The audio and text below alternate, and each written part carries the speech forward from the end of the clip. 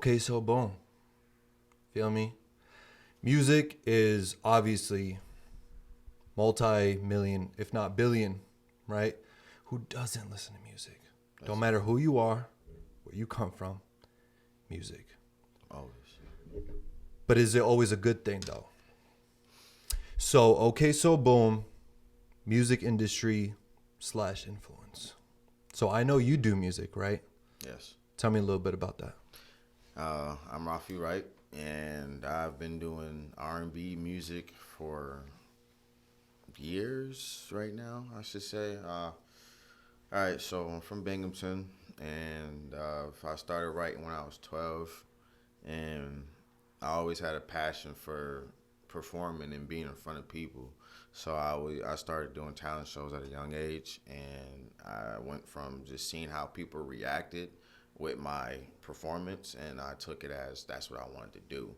You know what I'm saying? Because of the reaction of the crowds and the energy you got from it. You know what I'm saying? How old were you the first time that you got that like initial reaction from something that you love to do, though?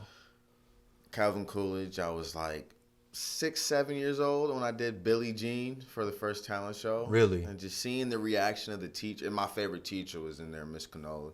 And, You had a crush on her or what? Yeah, I did. I had a big All crush right, on my facts. teacher. Okay. But okay. it was just to show her that I could do something, because I was a shy kid in class. Right. Never really speaking to nobody. I always kept it myself. So I was like, how can I impress my favorite teacher? So I did a Michael Jackson, Billie Jean performance for a talent show, and I killed it. Is it safe to say that like that was an outlet? Because you said you were shy. Yeah. So you felt like it was almost like how in Halloween people use costumes to be something that they wish. Yeah. You feel like music did that for you, where it's Yeah. like I can use this as a actual outlet. Yeah. Something bigger than just music, like an actual something is doing for me. That's a fact. Like, it was something that helped me not be so shy with people. If I wanted to like express myself, music was the best way of expressing myself. If I was just in any state of mind, I was using music to always, Right. to be my getaway. So yeah. So super young when that started, right? Yeah. So you're not new to the game, right? This isn't new to you. You know the in and outs, right? Yeah. So with that being said, right, the whole reason why I want to bring this up is because I feel like there's an underbelly to music. As good as it is sometimes, right? Outlets helping people out, right? Yeah. I feel like there's things that people aren't really talking about, but it's super obvious, which is the influence that it has, right? Yeah. So I just want to get your thoughts on that. I feel like the influence of music, say from 90s era or to early 2000s, everybody was baggy jeans, baggy clothes, and wanted to, be like a Chingy or a Nelly, you know what I'm saying? Right. Like, everybody wanted that. But then, like, you got the nowadays music, the modern day music, where everything is more of a twist, you know what I'm saying, with the influences. Now it's more degrading and more drug-like. Like, back in the days, you got gangster rap, you know what I'm saying? That's hardcore gangster people express themselves about how the streets were. But then you got, R&B, the baby-making stage, or the 90s was all baby-making, you know what I'm saying? But you got the early 2000s with Nelly, Chingy, and your Mobb Deep, and good people that are really making an impact in music. But they weren't influencing people in ways to, like, disrespect your mom, do this to other people. Right. You know what I'm saying? Like, it was more of expressing, like, my feelings towards how I was treated in the streets. They were still talking about going on dates. Yeah, that's a fact. Right? Like the music videos now we would think are corny, but like I remember like the early 2000s vibe, it was very much like, hey, chivalry's still not dead. That's Like, a fact. let me love you. You feel me? Yeah. You know what I mean? Yeah. We weren't scared to be vulnerable yet. Yeah. And there's part of me that's like, because I'm not gonna lie, I fucking love The Weeknd. I'll admit it. He caught me at just the right time, where I graduated high school, started living life, got heartbroken, started realizing the reality and the way times were changing, right? Yeah. So a part of me is a hypocrite, because I'm like, okay, I fucks with this music heavy now, specifically The Weeknd. Yeah. But I can't lie, I see signs and symptoms where it's not really doing its all-time best for society as a whole necessarily. You feel me? Yeah. When it comes to then and now, right? what do you feel like is the biggest? What do you feel like that change brought about it? If you think you have an idea of it, like what brought that about in the first place? Because it happened fast. I feel like the change in the music now. I feel like 2012 and on was a big drastic change in music because drill came in. And you got drill music hitting the scenes, and now these people are telling stories, and people want to be a part of the story. So, like, I feel like the influence of drill music is a real fucked up thing nowadays. You feel me? Right. Because, one, you got kids younger than me. I'm 30. You know what I'm saying? So, I'm hearing about kids in the news that's 14, 13, 12 shooting at kids. I mean, men are shooting at other kids their age or shooting at grown men trying to make a point, trying to get respect. When we were growing up, it was usually like grown on grown action. Yeah, it was. You know what I'm saying? You had more, like, I could say back in the 90s and 2000s, your mama was, you know, you had a good mom. You know what I'm saying? You seen your mom go through struggles, and you expressed yourself how you expressed yourself, but you didn't express it to the point of killing people or degrading women or doing drugs. Or propping it up as a good thing. Yes. You know what I mean? Because my era from the 90s, you know what I'm saying? It was, like I said, baby making music and gangster rap. You know what I'm saying? That, how it impacted me as a person. I'm not much on rap, you know what I'm saying? But how it impacted me, I felt like listening to Snoop Dogg and Dr. Dre, if I was mad, you know what I'm saying, I could relate to what they were going through in that aspect. But then, like, if I'm a lover boy, I like to talk to females and get women and all that. So I'm gonna listen to Usher, and I'm gonna listen to, you know, Brian McKnight, because I'm a singer. So this is what I want to, you know what I'm saying. It was helping me. I think music is always a mood. You feel me? Yeah, where you're at. Yeah. And that's also like the dangerous part about it, right? So we're both 30. So we're in a weird place in history right now where it's like we're young enough to do the damn thing out here and still have an influence, but also old enough to see and lived long enough to see the difference between then and now. Yeah. You know, when you talked about mood, you know, I just kind of feel like this is why music is like dangerous. And it's not only just like it's not all innocent, because I noticed something. When you're caught off guard or when you're vulnerable, so to speak, when that song comes on, right, there's a difference between knowing what's like just a song, right, or what's fiction, right, versus like, okay, I'm going to live this. Because a hard fact about music is that a lot of your favorites are not really living that life. No. They're destroying your life scot-free while you have to live with the repercussions of it. Right. And I feel like it's an obvious thing in our society, but nobody really wants to talk about it. It's like the same way Ratchet Clubs. All right, I'm just going to call it how it is. I fucking love the Ratchet Club. It's my favorite. If I go out anywhere, right, anything possible, all these events, I love it. But I'm not negligent to the fact that depending on the time, depending on what song came on, if it's already 1:30, between 1:30 and 2, and that Ratchet song came on, Chief, whoever, I know the club's going to be shut down very soon. Oh, yeah. Because somebody in the back maybe has black Air Forces. I don't know. It's always that one person. He's already like, I bet they don't know I have hands. He's like, bro, I'm not getting laid, so fuck this guy, right? Yeah. And it's just kind of like people internalize the music. You know what I mean? Yeah. So, with that being said, do you feel like there's it's like bigger than just the music, right? Because I know a lot of people will be like, bro, it's not that deep. But here is my point of view. I feel like in this day and age, we live in a world where we're playing two sides constantly, right? Yeah. So if we say, like, for instance, you know, this and this about my society or my culture, right? We're like, bro, don't paint me out to be such, right? But then the music that everybody's buying up is saying the other thing. You feel me? Yeah. What's your take on that? Well, honestly, my take on that would just be like, a lot of people. All right, so Eminem, for instance, he has this song where this guy's writing a letter to him. You know what I'm saying? The Stan song, right? The Stan song. Yeah, there we go. So he's writing to Eminem back and forth, back and forth.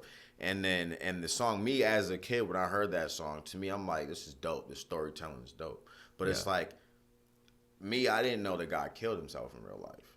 So it's like this influence was pushed to the max. Like this guy was a diehard Eminem fan.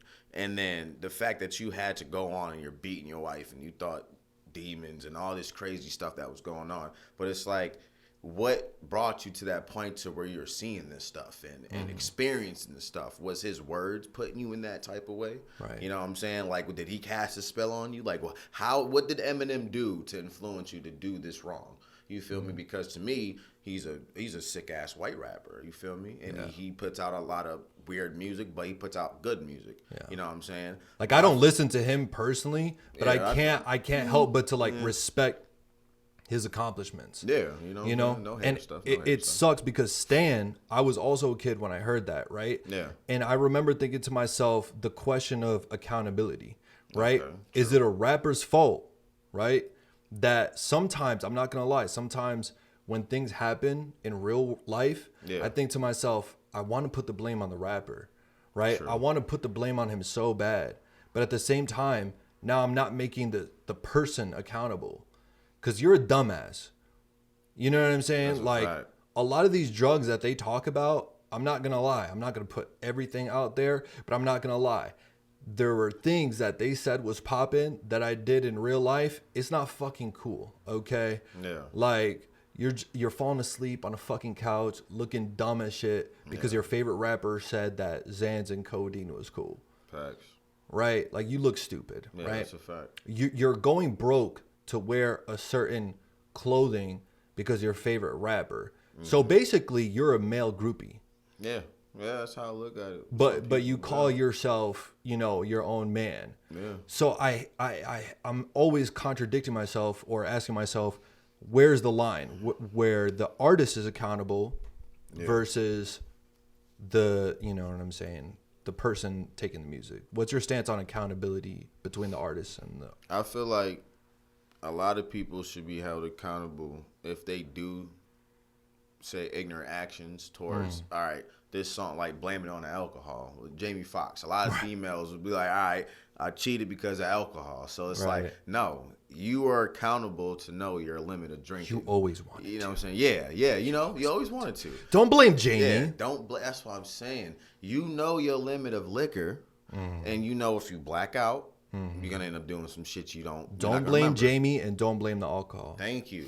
Blame your actions. Hold yourself accountable. You should know that I can't take more than 7 shots of Hennessy.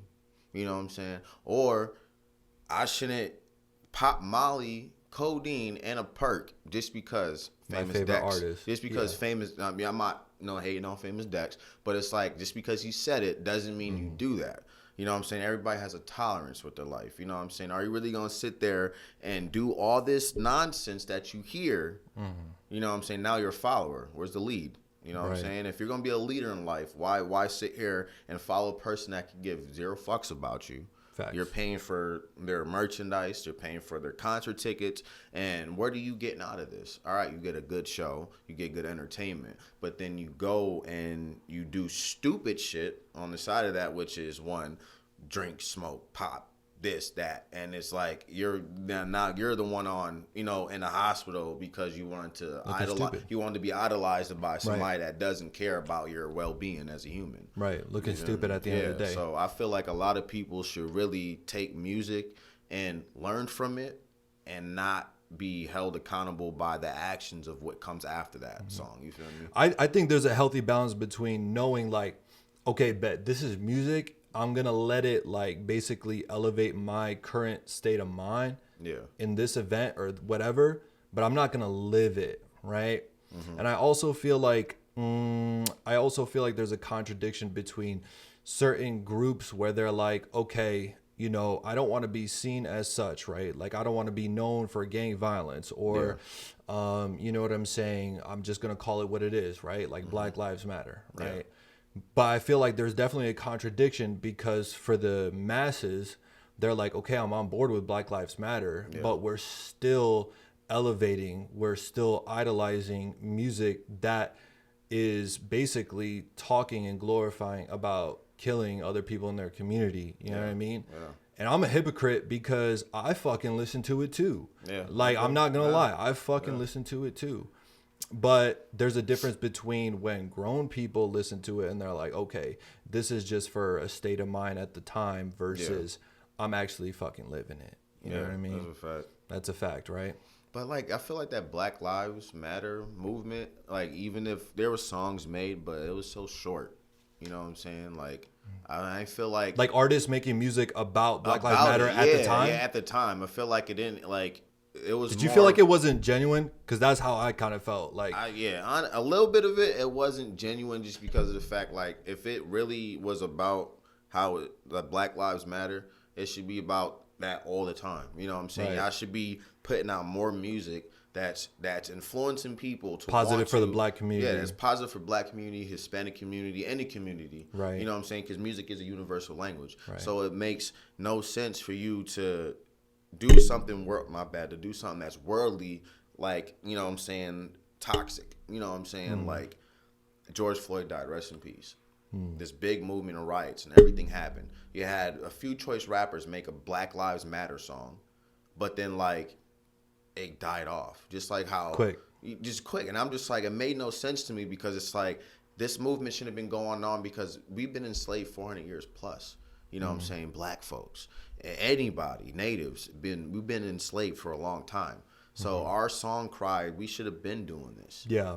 I definitely feel like, and I just want to end on this note, I definitely feel like it's hard for me to see anything genuine or anything real coming from an artist or a rapper who makes their living off of promoting drugs and violence in their neighborhood, but yet again claims Black Lives Matter. It's very hard for me to take you seriously. I know a lot of people will be saying XYZ to excuse it, but that's just my point of view on the whole thing. You feel me? Like, you can't make your living and your riches off of basically exploiting your neighborhood, and then on the flip side be like, yeah, well, actually, you know, we matter at the same time. Because does it matter all the time to you? Prove it. You feel me? That's a fact. And then the fact that, you know, one more thing, put that out just to add what you just said, because if somebody else of other color does it to us, it's a problem. We protest it. But if we're doing it to each other, it's a laugh. It's a comment. It's nothing but, oh, I'm going to share this now. This girl got her ass whooped by another black girl. But if a white girl beat up a black girl, y'all going to be protesting and marching again. We got to be about it all the time. All the time. Everybody matters. We're doing a survey around the country on the way population handles themselves and speaks and deals with their friends and interact with their peers.